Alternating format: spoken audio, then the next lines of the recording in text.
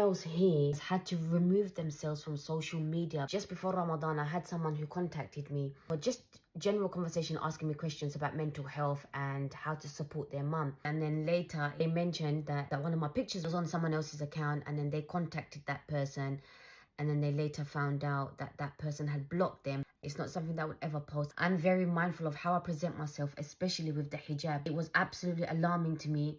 I was traumatized. At the time, it really affected me. I couldn't understand why people would do such a thing. That led me to take all my videos off of social media due to the fact that 100% overstepping the line, and it was so out of order. No one should have to deal with something like that. After consulting many people, alhamdulillah, I'm back. If I allowed it to, I could have let it go on.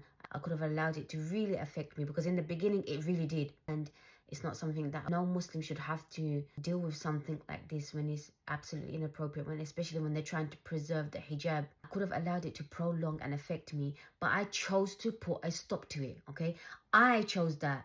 I chose to put that stop to it, because if I hadn't, I could have allowed it to go on. I could have allowed it to affect me mentally, spiritually. I reeled myself back into reality, and I told myself that things like this happens, and it can happen to anyone. Now, if anything like this has happened to you before and you're finding it very difficult to deal with, you don't know how to put a stop to it. Maybe someone's spreading rumors about you. Maybe it's someone being unkind, being oppressed by someone. If this is something that you've experienced in the past, or something similar to this, whether it's bullying, whether it's someone putting you down, it could be a number of things.